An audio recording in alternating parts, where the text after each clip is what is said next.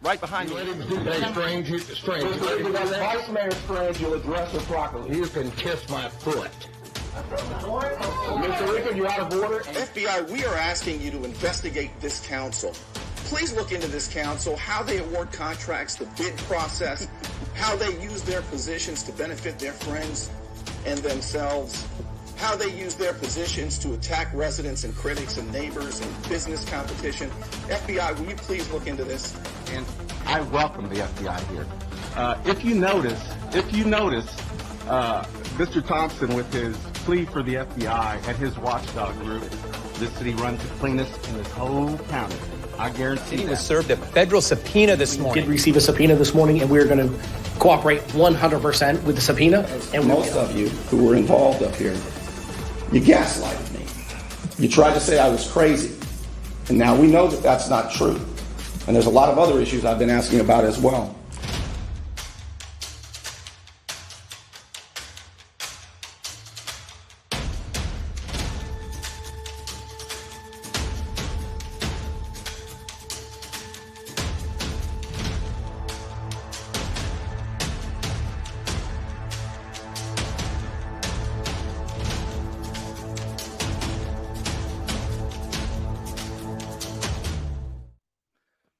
So the evidentiary hearing Monday and Tuesday was unbelievable.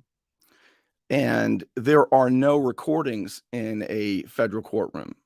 So this, of course, has to do with the defendants in the Lynn Haven corruption case, former Mayor Margo Anderson and developer James Finch. There was a big hearing. This has been an extraordinarily unusual case. And I'm going to show you a lot of things tonight. And I'm going to show you something that's just awful. It's just awful. The prosecutors in the evidentiary hearing said that there's a lot of corruption in Bay County, and they mentioned the school district and the Bay County Commission. They said they have evidence that there is corruption in other local governments, not just in Lynn Haven. But the federal judge, Chief Judge Walker, was curious why they're only looking at Lynn Haven and why they've only been, looking at Lynn Haven. What the result was. Let's start first with the result. And it's incredible because WMBB, who is the only local news outlet present at the evidentiary hearing, the only one, Brady Calhoun, the writer, the reporter for WMBB, was the only one there. Now, he was barely awake. Three of us were inside that courtroom scribbling notes. I have 3 steno pads that I filled. I went through, I bought these new pens. These aren't the ones, but I bought these new pens. I went through an entire pen. I ran out of ink, scribbling as best I could to capture what happened inside that federal courtroom. And I would look over, and there's Brady Calhoun, WMBB, sitting over there with no notepad. Well, he did have a notepad. It was sitting next to him on the bench, but he rarely wrote in it. And so how he is able to put the specifics in these stories that he puts in the stories is a bigger mystery than anything that was discussed in the hearing. I challenge Brady Calhoun, the reporter, to compare notes. He won't do it because he doesn't have them. The only time he would pick up his notepad that I saw was when the prosecutors were talking. And when the prosecutors were talking, it was incredibly unremarkable. WMBB still has not told you the result, which is unbelievable, of that evidentiary hearing. So let's remember the beginning. 2.5 years ago, there was a big press conference. Sheriff Tommy Ford was there. The U.S. Attorney's Office was there. The FBI was there. And they said that they had just started their big public corruption crackdown in Bay County. They said that Mayor Margo Anderson in Lynn Haven had 64 counts in a federal indictment. They said that ECS, which was owned by Mickey White, the nephew of late Derwin White, the big contractor, had cleaned up her property after the hurricane and said that she had billed the city. And that was the beginning of her removal as mayor of Lynn Haven. Well, in the evidence, so that was 64 counts when they started. It's down to 2. It's down to 2 counts. So 2 counts. In this evidentiary hearing, they showed her property lines. And in this is what the judge said. It's not even on the table anymore. The prosecutors have dropped the very charge that started all of this. Here's what the judge said after looking at the property documents. These are from my notes. The land survey shows it's not Anderson's property. And even further, even if there were no easements, it still would not have been on her property. But yet the investigator, specifically the FBI agent, told the grand jury that she had $48,000 of hurricane cleanup, and she directed the city to clean up her home and her mom's home. Now they did not. They've dropped that whole that never happened. Everybody agrees that never happened. And that's not the only thing. Trips to the Keys. They basically said in the big 2.5 years ago in the big press conference, where I thought Sheriff Tommy Ford and his public trust unit, headed up by Major Jimmy Stanford, and FBI agent Borghini working together, I had such hopes that they were going to clean up the county. I heard there was a lot of corruption in the county. And in the hearing, the prosecutor now, because the lead prosecutor the whole time, his name is Stephen Coons. He's an older guy, and he's coming to the end of his terrible career. He's off the case. They've got him off the case. And when I say terrible career, about 20 years ago, he led an investigation, a prosecution against a family, and he said that they had murdered their infant child. Turns out there's planted evidence and that he lied about it. And the U.S. Justice Department paid that family $2 or $3 million, the biggest payout in the history of the Department of Justice. But yet he is back, or was back, and was leading this the whole time. Now he's not there. I don't know where he is, but he's not there anymore.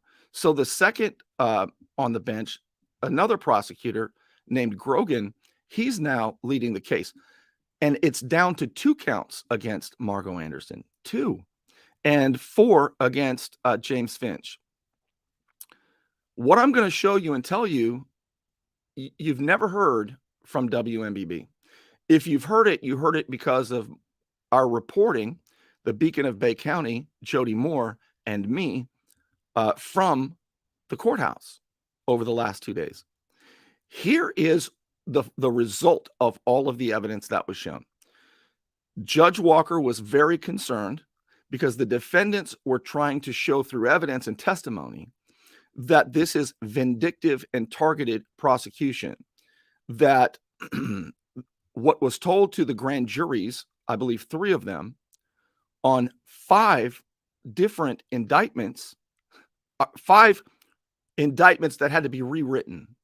Okay. Judge Walker said that this is a very unusual to have this many iterations of an indictment. In fact, they've never seen all of this stuff before, the defense attorney and the judge, and even the prosecution, I suppose.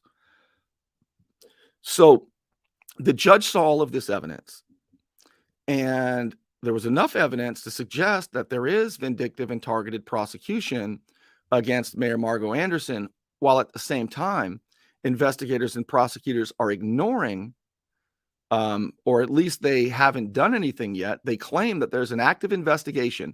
The prosecutor Grogan told Judge Walker yesterday that there is an active investigation on the school district in Bay County and on the county itself. Now that could mean county commissioners, it could mean county staff, maybe the county attorneys, maybe the county managers, Bob Micah, Joel Schubert.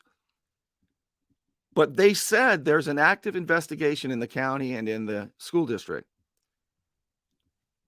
Now, WMBB didn't tell you that. WMBB told a lie to you.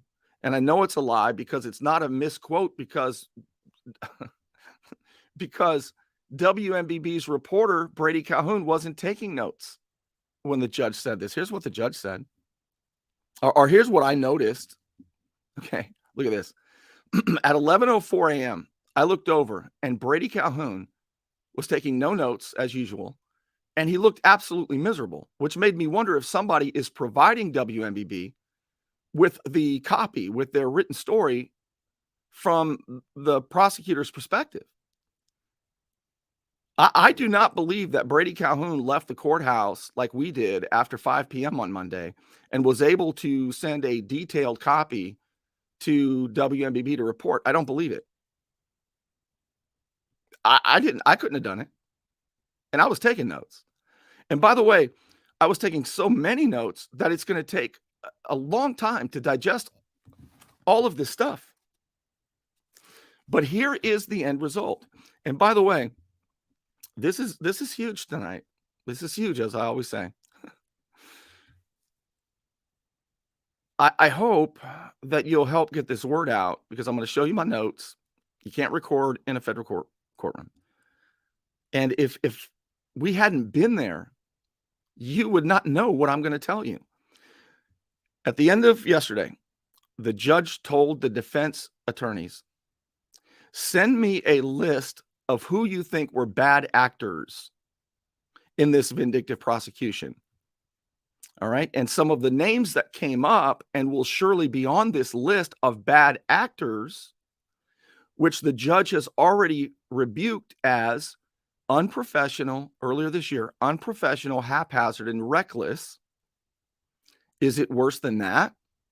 Does it warrant dismissal before trial? That bar is extraordinarily high, and it requires the judge to issue lesser sanctions against the bad actors before he can choose the nuclear option to dismiss the whole case before trial. That is a very high hurdle. Judge Walker indicated he thought that that would be the fair thing to do, but he can't do what's fair. He can only do what he's authorized by law. Okay. And here's what he said about that. I know because I took notes. Raise your hand if you'd like to see Brady Calhoun's notes, WMBB's notes, because they can't record. Brady Calhoun can't record in there. It's illegal. Misconduct that could warrant a dismissal, the judge said, is that the investigators and prosecutors were targeting somebody, making up evidence, and let's see what it says here. My notes, I was scribbling away. And ignoring other evidence and hiding other evidence that might implicate other corrupt officials and other corrupt contractors. And every one of those things I just told you were shown in the courtroom. Judge Walker said that he gained a lot of clarity about several different things. So what he told the defense to do, this is the result of the whole thing. What he told the defense to do was to provide a list of bad actors and the bad acts that they did and the sanctions that he is authorized to issue according to law and case law. And he asked the defense attorneys, how long will it take to give me a list of bad actors and what they did that shows vindictive and targeted prosecution? And the defense attorney said, give us 7 days is all we need. Okay.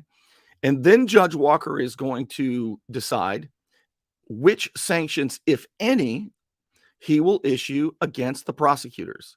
Now, the defense said what they wanted was complete dismissal with prejudice based on this. And if that doesn't happen, then they would like to have the prosecutors removed and referred to the federal government for what they've done. And if that doesn't happen, he said evidence should be excluded that was improperly gained, and went through a whole list of lesser sanctions.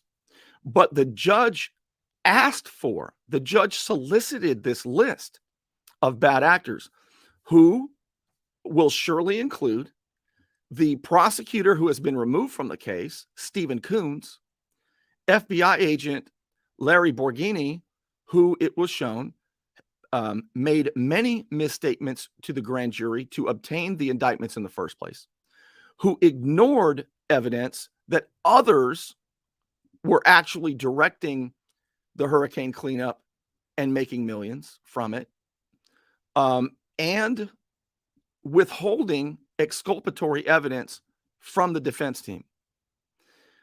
Coons, who was misleading the whole time, and they don't mention it in WMBB, but he was called there to testify. He didn't testify. The head of Sheriff Ford's public trust unit, Major Jimmy Stanford, who the prosecution did not deny it, it was amazing, who the defense says was communicating with target Derwin White and tipped off Derwin White about a search warrant. There would be a search warrant at ECS's office tomorrow or something like that. And then it was said, and not denied, that Derwin White told his nephew, Mickey White, to plant a fake invoice implicating Margot Anderson in ECS cleanup, which has now been dropped, and which the judge said never happened.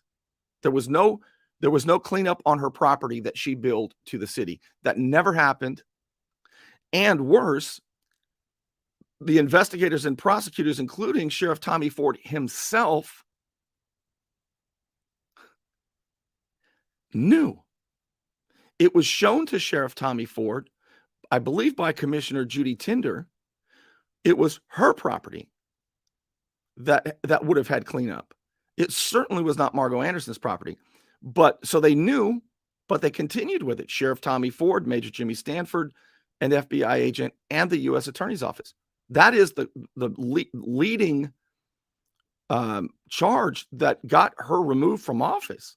And for the last 2.5 years has been a defendant, with WMBB still saying things to this day today. I'll show you that is not even in dispute that she didn't do. So again, the result of what you're going to see is that the judge said, give me a list of bad actors, what they did specifically, and what sanctions are allowed by law against them. So I'm going to show you tonight. I'm going to show you the prosecutors telling the judge that my notes, the prosecutor, which WMA has not reported and lied about, actually, I'll show you. The prosecutors saying there is an active investigation right now against the school district in Bay County and the county itself. All right, we're going to get to this. I hope that you'll share this. I hope that you'll tag your friends if you think they want to know the truth right after this. Have you received a speeding ticket for which you want no points placed onto your driving record? I'm El Saulene, 850-215-0628. Let me help you. You want to look good? You want to feel good? Little John's Big and Tall is where it's at. Right across the street from Sky's Pizza Pie, 5700 North Davis Highway. You can find out more online at littlejohnsbigandtall.com. He's also a member of the iTex trading community, where your iTex dollars are welcome. Now, I want you to think about how bad this is, really. How really horrific this is for all of us in Bay County. How is it possible that as big as this hearing was, that WMBB was the only news outlet there aside from the Beacon of Bay County and me. How is that possible? There's no recording of it. The only account of it are the transcripts, which I can't wait to see to confirm my notes are correct and to compare with WMBB's Brady Calhoun, who doesn't take notes except on a rare occasion when the prosecutors are speaking. But think about how horrible it is that WMBB is the only one there, and then compound that with the fact that the result of this whole thing was that the judge asked for a list of bad actors, their bad acts, and the sanctions that are allowed by law. And then he'll decide if any of them he will issue them. But he can't just issue them, he said. It has to be requested of him. But he asked for it. Nowhere in any of WMBB's reporting over the past 2 days, because it was issued yesterday, have I seen anything about, quote, bad actors. And we'll look at it to double check. They didn't tell you that.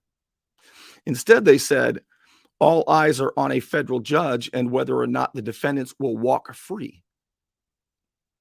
That was a headline. Let's take a look at their news report. Listen closely. All right. Listen very closely to this. And I will tell you where WMBB is either lying or got it wrong. Out all the stops today as they try to convince a federal. By the way, I'm showing you this version of it because, to the best of my knowledge, WMBB has removed this video since, I believe, last night. This video I cannot find. This video has to be shown this way because it was recovered from a DVR, okay? Out all the stops today as they try to convince a federal judge to throw out the corruption case against Phoenix construction owner James Finch and former Lynn Haven Mayor Margo Anderson. That's right, and several of the witnesses provided a lot of drama that could take weeks to sort out. Finch and Anderson are accused of bribery and kickbacks in exchange for funneling city contracts to Finch's construction company.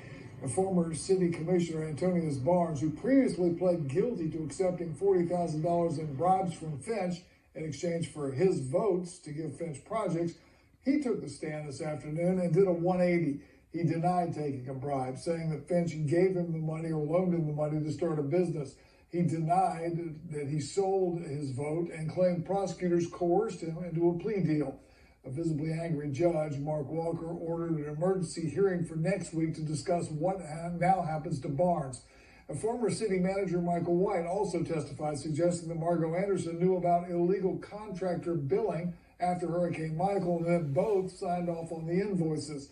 The defense tried to tie White to Lynn Haven Police Chief Ricky Ramey, accusing Ramey of giving White a gun out of evidence lockers, of fixing White's traffic tickets, and sharing inappropriate text messages.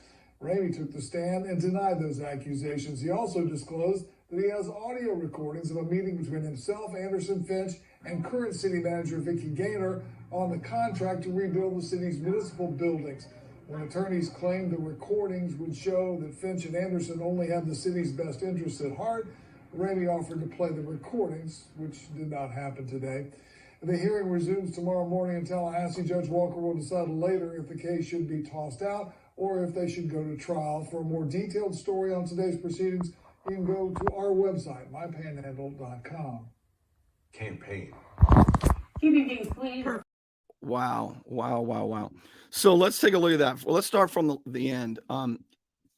Did you hear Huey Lewis in the news? Tom Lewis. Did you hear Tom Lewis say that Ramey offered to play recordings that I guess would prove guilt? Well, it's not up to, first of all, Ramey was a witness called by the defense. The defense had 15 people on their witness list. Do you know how many people the prosecutors had on their list? 0. The prosecutors are the ones who chose not to play that audio. But WMBB just told you that Ramey offered to play it for the court. That's not how it works in there. I mean, that is just amazing that they told you that. Now, I'm not going to cover this tonight, but it's going to get covered later. but I might as well just tell you this since we're talking about Police Chief Ricky Ramey at Lynn Haven. Michael White, the former city manager, did testify. And in the FBI notes, the FBI knows this, it's their notes. And Michael White confirmed it. Ricky Ramey had billed the city of Lynn Haven, according to this, to fix his personal boat, to work on the motor of his boat. It was said under oath that Police Chief Ricky Ramey had his boat motor worked on by Mickey White, who owned ECS, that was getting FEMA money. And Chief Ramey got his boat fixed, and the city got billed for it, and the federal government paid for it. The FBI knows this. It's in their notes. I mean, is that amazing? It's just mind-blowing. Okay, so Mickey White. Okay, so also WMBB just reported that Michael White, the former city manager, said under oath that he and Mayor Anderson signed off on the invoices for the $5 million fraud that ECS charged the city. Mayor Anderson never signed a single invoice. There's not a single invoice that can be shown that she signed. That's done by Michael White and others. That's approved and voted on by the entire council. And Mayor Anderson's signature appears on the checks a couple of weeks later through a computer signature. It's how mayors sign off on it after they've been voted on and after they've been approved by the people who have the financial authority to approve it, like Michael White himself, who said he got kickbacks from ECS and has pled guilty to that. So WMBB just told you that that's what Michael White said, but they can look for themselves. There's not a single invoice with her signature on it. These are the kinds of things that are being revealed. And WMBB does not report that the FBI notes indicate that Police Chief Ricky Ramey had ECS fix his motor on his boat and bill the city with federal dollars. I didn't know that until yesterday. And you would not have known that unless I was inside the courtroom, or unless the Beacon of Bay County Jody Moore was inside the courtroom, because WMBB sure as hell is not going to tell you that. That's a big deal, right? It said also, Huey Lewis in the News said that Antonius Barnes, who's a former commissioner, and they said he did a 180, right? Sounds pretty bad that Commissioner Barnes got on the stand and did a 180, right? Let's put this into context. Commissioner Barnes was indicted for getting checks, like $40,000 of checks from developer James Finch. Checks. Barnes said in an interview that lasted like an hour with, I think it was with the FBI agent, the U.S. Attorney's Office, I think, for an hour they did a video interview with him, and over he said, I never took any bribes. That was for an insurance company I was trying to start. I was going to pay it back to him. Whether we believe any of this or not, we have to believe that he took bribes that were checks. And we have to believe that for an hour he told them that he never did take any bribes. Finch never bribed him, he said. And then this might be the leading story of the whole trial. Of the whole hearing. Then he said to Chief Judge Mark Walker, the only reason that I ever said I did that was because later on, the federal prosecutor who's been removed, Stephen Coons, who I told you about earlier, that he threatened Barnes that if he did not, this is what Barnes said, I was threatened. The reason I took a plea deal that I was bribed by Finch is because Stephen Coons, the prosecutor, said if I didn't agree to testify against Finch, that it would add charges and I would go to prison for a long time. So I did. I accepted it, which he lied. But then he came to trial and he told the judge, actually, that never happened. I wasn't bribed. Instead, I was coerced and I was threatened by the prosecutor. Judge Walker said, what? And he looked at the prosecution and he asked him about it. The prosecution did not deny it. And in a court proceeding, if you don't deny it, it's admitted. Judge Walker was furious, and he told the prosecutors that you will schedule an emergency hearing in this court next week. And we are regarding Coons and Mr. Barnes. Judge Walker wants to know if the prosecutors were leaning on witnesses to lie in order to save their own hides. And WMBB said that Barnes did a 180 and there's an emergency hearing next week about Barnes. No, the emergency hearing is about the prosecutor who leaned on Barnes, Stephen Coons. So next week, the prosecutors and Stephen Coons get to tell the judge what this is all about. But WMBB didn't mention Stephen Coons, did they? WMBB told you it was about Barnes being a big fat liar. That's what WMBB said.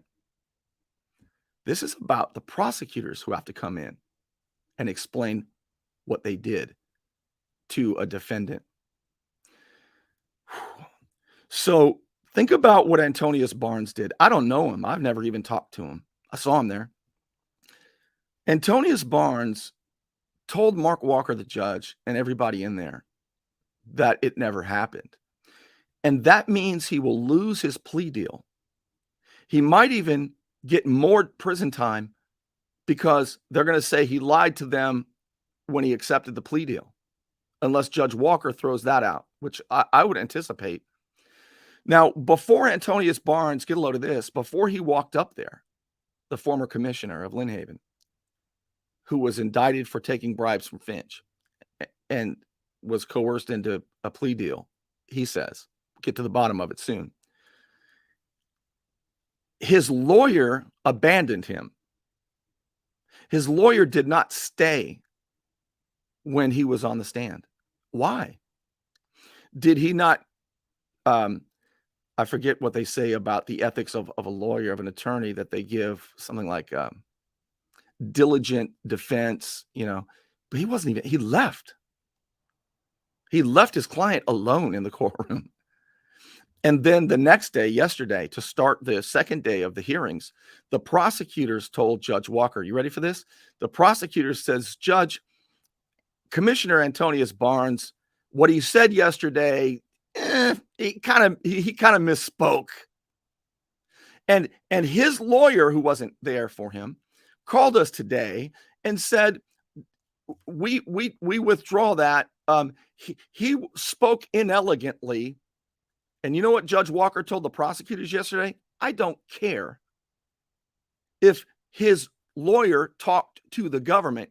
You're still going to bring him in here, and we're going to have a colloquy about Stephen Coons, the lead prosecutor who's been removed. Did he lean on Antonius Barnes? Did he threaten him and coerce him for a vote? The prosecutors and Barnes' own lawyer said he spoke inelegantly. He spoke very, very eloquently. I was there. Brady Calhoun saw it, but he's lying to you, and so is WMBB. He repeated it several times, and when he was done, when the defense was done questioning him, and the prosecutors chose not to ask him any questions, Judge Walker said, before you're dismissed, I want to ask you, are you saying what I think you're saying? And he said, yes, I was threatened. And Judge Walker was furious. It was not inelegant. It was very clear. And he said it several times. And he said it directly to Judge Walker. That's coming. WMBB continues to ignore reality and they continue to lie to you. You know, there's a great quote from Ayn Rand. Ayn Rand once said, and this absolutely applies to WMBB and what they are doing to you. Ayn Rand said, you can ignore reality, but you can't ignore the consequences of ignoring reality. WMBB can ignore reality and lie to you, but they cannot ignore the consequences of ignoring reality and lying to you, because the truth will have its day. It's coming soon. What are they going to do when you find out it's the judge isn't there to reprimand Antonius Barnes, but he's there to question Stephen Coons, who his fellow prosecutors did not defend or deny while they were in the courtroom? Now, there is a this is interesting. The former police chief of Lynn Haven, who retired in 2019, Matt Raymer, and I don't know if it's Reamer or Raymer or Reimer, so I've never met him. I don't know him, and I don't want to disrespect him by mispronouncing his name. But he was the police chief for a couple of years at Lynn Haven, and before that, he was with the fire department for a long time. He retired after 35 years of service, and now he is with the State Department working with Larry Bassford, the state attorney, and right here, he's an investigator for the prosecutors now at a state level, not the federal level. Okay, but he worked with Barnes as the police chief when Barnes was there as a commissioner.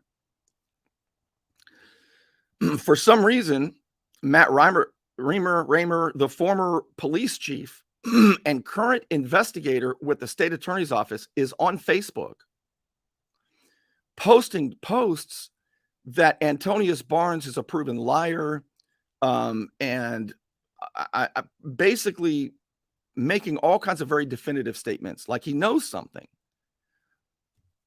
I don't know Antonius Barnes, but Raymer does, and he's making very definitive statements. Now, my thing is, rather than the current investigator, Matt Raymer, making these statements on Facebook for some reason, why does he? I think it'd be more appropriate if he knows. He should be testifying next week in front of Judge Walker, because his knowledge of this would be important to decide if the prosecutors leaned on him for a false witness testimony against Finch, or what's going on here.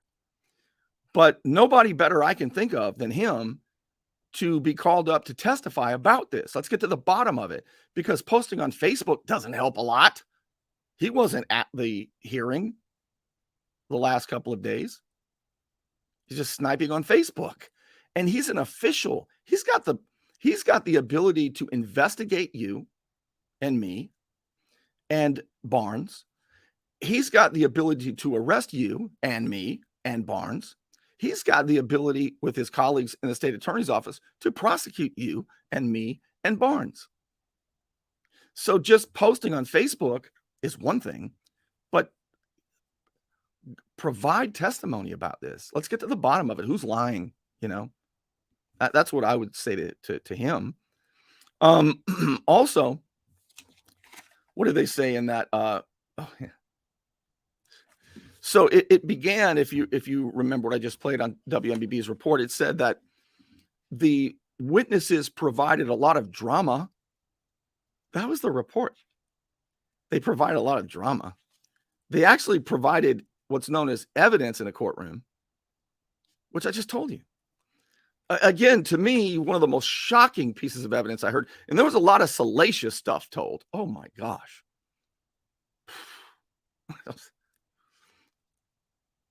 If true, I don't even want to touch it right now. But what was not in dispute is that the FBI's investigative report indicated that police chief now, Ricky Ramey, used ECS to fix his motor on his boat, and the city was billed for that work, which is actually federal money. And there's no interest in indicting him for that. which was a major deal in this hearing, is why the FBI is ignoring evidence, hiding evidence, not providing it to the defense to this day, and why they are not looking into other corruption. Well, they say they are. Why they haven't acted on other corruption, which they specifically, the prosecutor said, was occurring right now or did occur in the school district and in the county. Let's take a look at WMBB's report today. You're not going to believe this, but Monday night, 2 nights ago, Monday night, are you ready for this? The prosecutors are now saying that Mayor Anderson is Al Capone. Remember, she's down to only 2 counts. They only have 2 counts, and it's looking very weak. So it's, they know, the prosecutors know that this is looking very weak, and it could get thrown out, or, a jury is going to really have a hard time not finding reasonable doubt. So now the prosecutors are saying that they might go after Margot Anderson for tax evasion. So now she's Al Capone. So now if this whole thing crumbles, which I think it probably will, and I've been telling you that for how long? People say, Bernie, you're just carrying water for James Finch and Margot Anderson. Nope. You should know me better than that. I will tell you where the evidence leads, and the whole way hasn't it led here? I show it. I tell you. So let's see here. Yeah. So now they say they want to go after her for tax evasion. You say, Bernie, well, that's bad too. Of course it is. All right. Forgive me for the voice and the allergies that I always have. Now that let me read this to you, okay?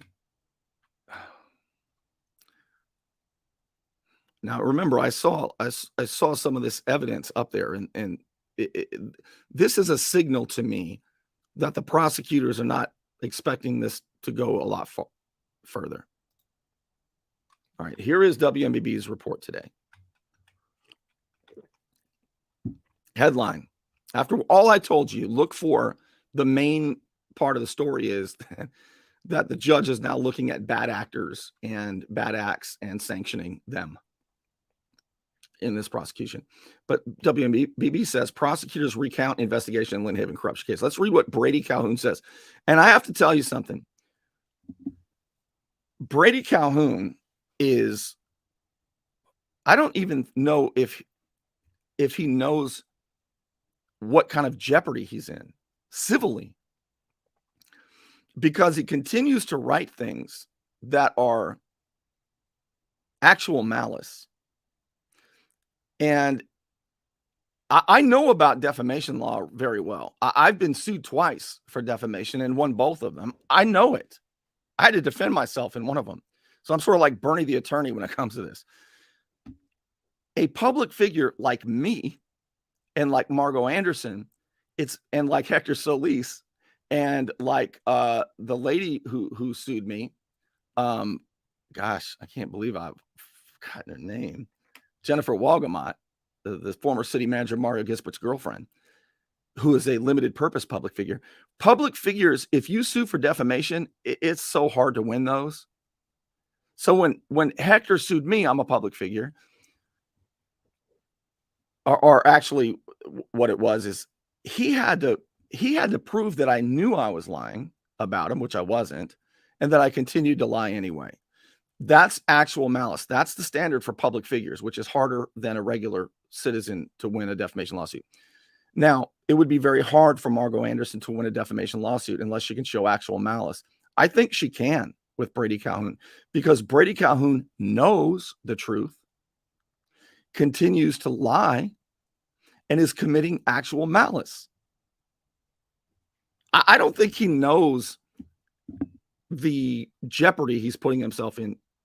And WMBB, by extension, Because if she is acquitted or if it's thrown out, and if she sues Brady Calhoun for defamation and WMBB, do you know what discovery is going to come out? We may find out who's actually writing these stories. Let's take a look at this. This is today. Federal prosecutors have once again laid out their case against a local businessman and former Lynn Haven in new filings.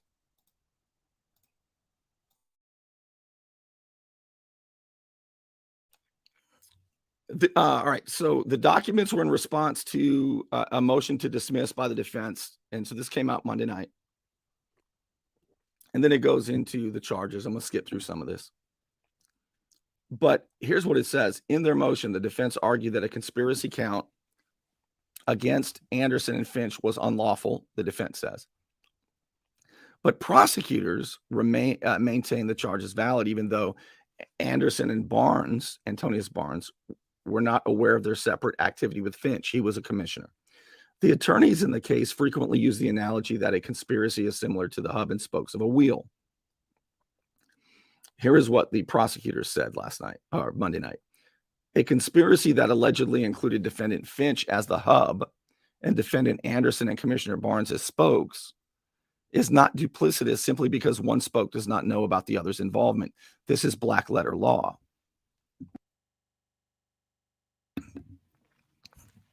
In other words, it's cut and dry. Defendant Finch is the hub. Defendant Anderson and Commissioner Barnes are the spokes, and the rim is the common purpose of defense. Defendant Finch providing benefits to these city officials with an intent to influence or reward them as it relates to his business with the city. And there's a lot to that was shown in court that does not look like it's true. And there's a lot to that, and it's very unconvincing, to say the least. Prosecutors also once again wrote about the motorhome. That here's where Brady Calhoun is putting himself in legal jeopardy. No, the indictment now does not state that Finch gave Margot Anderson a motorhome as a bribe. It does not say that. It says that Finch sold the motorhome to her husband, who has been his best friend for 30 years, and didn't pay for it. Okay. It doesn't say he gave it to her as a bribe. That is actual malice. And Brady Calhoun and WMBB know this. Finch is accused of lying to the FBI about payments Anderson's husband allegedly made to him for the motorhome and providing investigators with a false bill of sale. So there's a bill of sale involved. I want you to think about that. Just think about what he wrote in that one paragraph. I mean, if he wrote it. Did you see that? It said, gave it to him, but yet there's a bill of sale. A false bill of sale. A false one, but there is a bill of sale, right? Prosecutors wrote that before they formally filed charges against Anderson, they communicated to her attorney that there was one way to end the prosecution of the motorhome issue. Here's what the prosecutors said.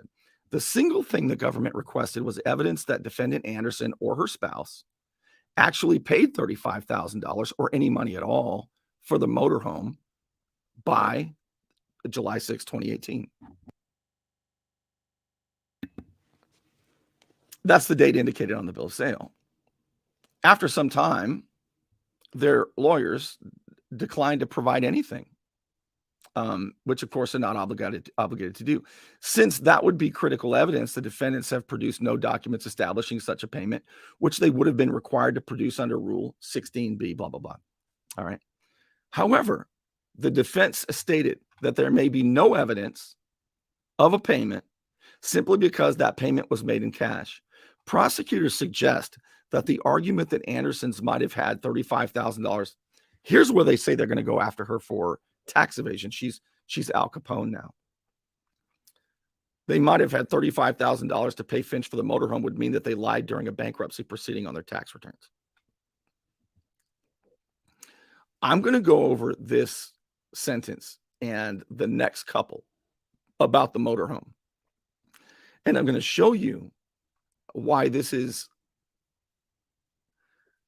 Absolutely absurd, actually. All right, I'm going to show you all that right after this. Don't let back pain and neck pain get you down. Find relief at Brown Chiropractic Center on St. Andrews Boulevard in Panama City. Dr. Sherry Brown helps people heal naturally with chiropractic adjustments and deep tissue massage. Call 769-3777. It's a hot time in Florida, and my friend Ryan could make sure your air conditioning is running at peak efficiency. He could even install a new one, built to a higher standard, American standard. Find out more at pcairrepair.com. All right, let's take a look at the sentence again. The prosecutor, WMBB says, however, the defense has stated that there may be no evidence of a payment because it was made in cash. The defendants have never stated that. So that's a lie. WMBB lied there. Brady Calhoun lied there. They never said that. Prosecutors suggest that the argument that the Andersons might have had $35,000 to pay for the motorhome would mean they lied during a bankruptcy proceeding and on their tax returns. So it's a long and sad and actually triumphant story. In 2010, they did file bankruptcy. And I don't even want to tell you about it because there's a lot of personal stuff and a lot of health stuff there, and about a military 100% disabled veteran and the way they were able to overcome that. But now the prosecutors are starting to bring in a 2010 bankruptcy, saying that has anything to do with a 2019 payment, or actually payments even in 2018 of cash, which is the way Lee Anderson and his best friend James Finch did business. If the prosecutors decide not to go after the corruption they said in court was happening in the county and in the school district, to continue to chase Margot Anderson over tax evasion stuff, it's going to be even worse for them. It's going to show where their priorities are too. I mean, this is just what I saw in that courtroom. This is them anticipating that this is going to crumble, and they may continue to chase her on something just to harass her. But yeah, I can't even believe what I'm reading. But it does go to the point of vindictive prosecution and targeted investigations and prosecution, even when the lines don't connect by a mile. Wow. From defendant Finch's motion, where he discusses the inherent nature of cash transactions, the government anticipates testimony that the Andersons had $35,000 in cash stuffed under the figure. You can see how petty and angry the prosecutors are at this point. That they had $35,000 in cash stuffed under the figurative mattress for a motorhome that was unintentionally omitted from their bankruptcy statement of assets and federal tax returns, which the government will be presenting in evidence. How is that possible when the bankruptcy was in 2010 and the transaction was in 2017 or 18? How is that possible? That's how petty, and that's how enraged the prosecutors are right now. Prosecutors also discounted a defense argument that they have failed to properly explain how Finch lied about the motorhome. First, count 5 does indeed allege that defendant Finch falsely stated that he sold the motorhome. That's because he did not sell it. He provided it as a bribe, they wrote. Understand that the defendants say, well, first of all, let's go back to this, where Brady Calhoun said this. Oh, wow. You say, Bernie, cash can't be proven. Well, that's the point. You can't prove a negative, so it is reasonable doubt. But watch this. The defense, first of all, that's a lie. The defense stated there may have been no evidence of a payment simply because the payment was made in cash. That is a statement made by WMBB. That's not a quote of prosecutors. But the defendants have evidence. They have a check for $20,000 that they wrote for this. Everything about that is a lie. Is that not incredible? I mean, that's what I'm talking about, actual malice. I don't think Brady Calhoun and WMBB understand the jeopardy that they're in a civil suit. Okay. Finally, prosecutors responded to allegations made by the defense that the investigators, are you ready for this? In this case, were corrupt agents of Derwin White. All right. So basically they're saying there was a conspiracy between the sheriff's office and Derwin White to set her up. And there's evidence of that is not disputed with the fake invoice planted. A rival construction company Derwin White, a rival construction company owner who has since died. Finch and Anderson maintain they learned of White's legal activities. It's not even in dispute in Lynn Haven following Hurricane Michael, and that they came forward as whistleblowers. In response, White allegedly set them up with the help of an investigator with the Bay County Sheriff's Office. Now, WMBB doesn't name the investigator, and I understand why.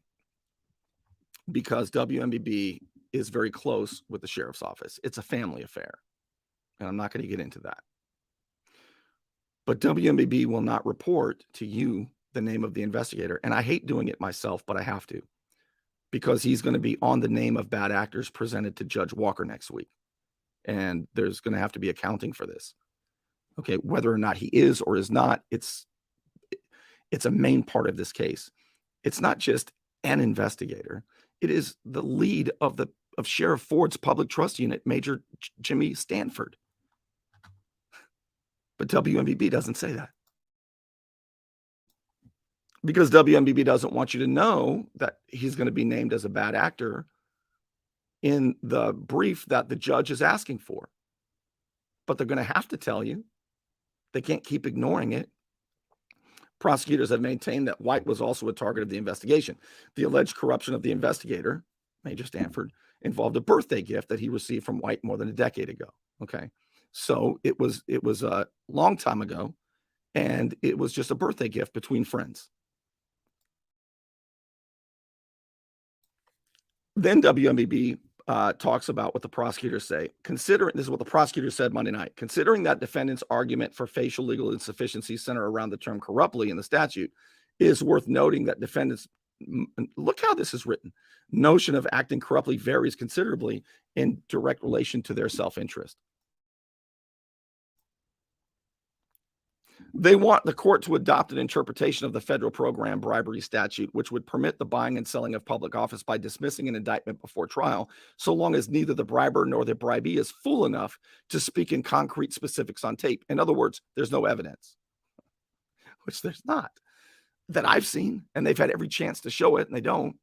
They say a mayor accepting a $70,000 motorhome and pressing the contract for business for sometimes nonsensical reasons is not sufficient act to show corruptly under the law.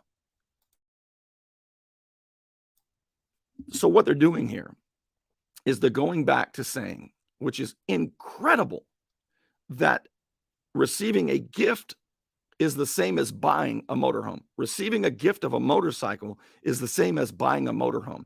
They're conflating both of those concepts. Wow, this is the last desperate breath of a prosecution that has shown no evidence of supporting their charges in 4 days of hearings that I've been to. And they have, every time the judge says, "Do you want to show evidence?" they say no.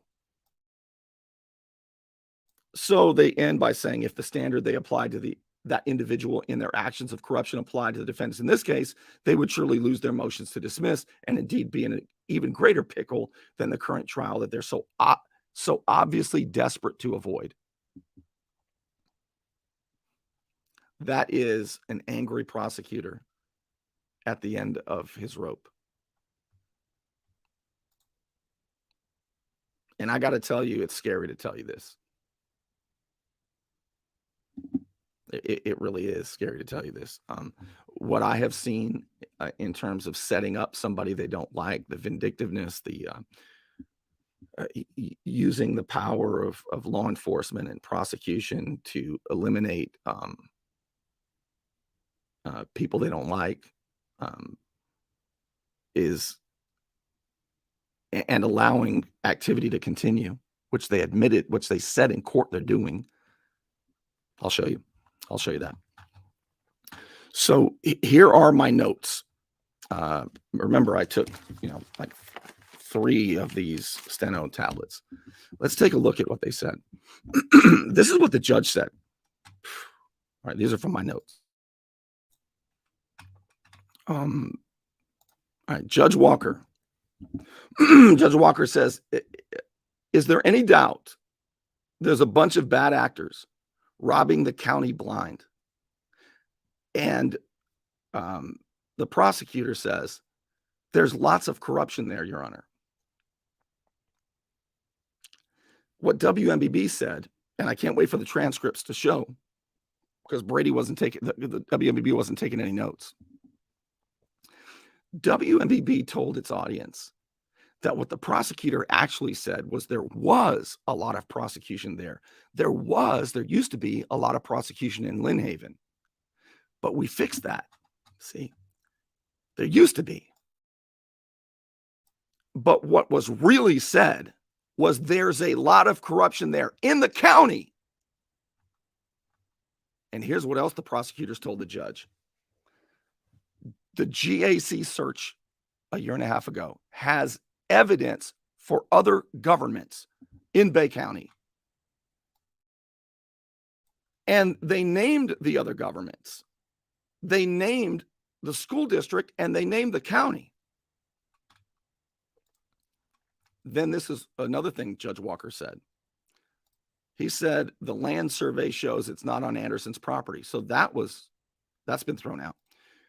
Look at this. This is the first time I've heard Judge Walker say this. He said this is going to get a lot more complicated, assuming there's a trial. Assuming there's a trial? That's the first time I've heard him say that.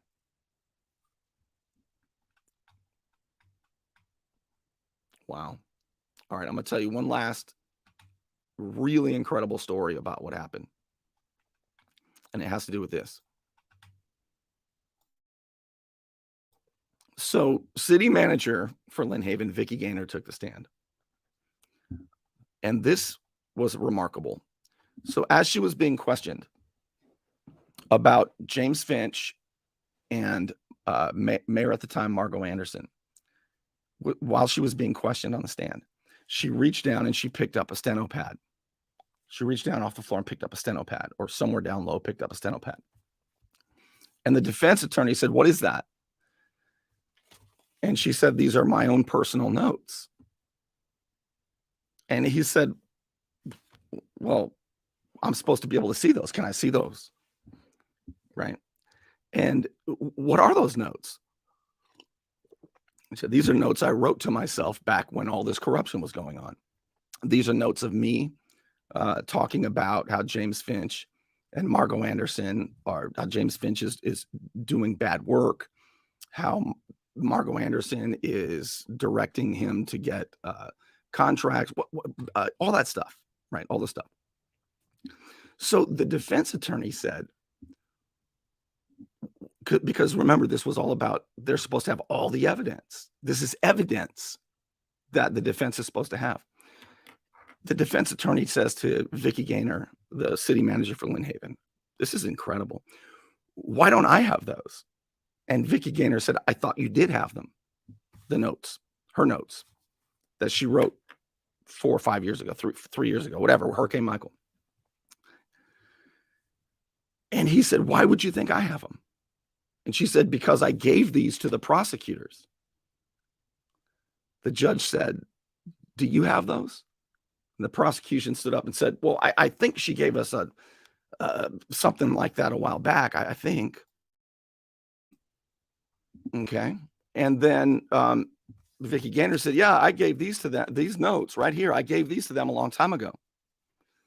So the judge said, okay, well, look, make sure, prosecutors, that you get that over to the defendants, okay? Next day, yesterday, it starts off, and the defense says this. As officers of the court, the defense attorney says, we have reason to believe we want to make sure that these were not just recently produced. We want to make sure that these were actually written 4 or 5 years ago, whatever. So the judge has now said to track down both sets of those notes. If they match, then they were clearly given, whatever before. And they clearly were notes that she wrote to herself back then. But if they don't match, or if the prosecutors never received them, it seems to me that Vicki Gaynor is in a lot of trouble. Because if she just produced those notes, I don't even want to finish the sentence. So in the next 10 days, 9 days now, the defense is going to see if what Vicki Gaynor pulled up are the same notes that she supposedly gave to the prosecutors that the prosecutors didn't know about. And if they don't match, you think that just might go toward a vindictive prosecution, a setup, so on and so forth. All right, let me see if I've shown you I showed you all of the notes I have. All right, this is a ton of stuff that has to be digested and reported over several days. And it's just shocking that WMBB has not told you any of these things. Why not? They were there. They're the professionals. All right, as you can tell, my voice I'm having trouble with it, and I'm exhausted, quite frankly. So I'm going to continue to report to you the truth. I hope that you will share it so that people can see what's actually going on. I'll show you my notes. I'll show you the transcripts. We'll compare them. And I've invited Brady Calhoun to show me his notes. If you appreciate what I'm doing here, I hope that you will support my efforts. You can do that by becoming a patron at patreon.com/Bernie Thompson. It's anonymous. It's easy, and you can quit at any time. And of course, as always, I want to thank the Unknown Patriot for your support of my efforts to tell you what's really going on in Bay County, since clearly the news outlets are on the take, or at least in on it. I can't imagine that I could have proven that anymore tonight. This is getting desperate. And as I said, WMBB can ignore reality, as Ayn Rand said, but they cannot ignore the consequences of ignoring reality. The truth will have its day, and it's right around the corner. And Brady Calhoun and WMBB are putting themselves in great civil jeopardy by committing actual malice, by reporting to you things that are not even in the indictment, things they know are not true. It's desperate. And why they would do that is not worth their loss in public trust and in civil liability. That's what I think. I'll be back with lots more tomorrow.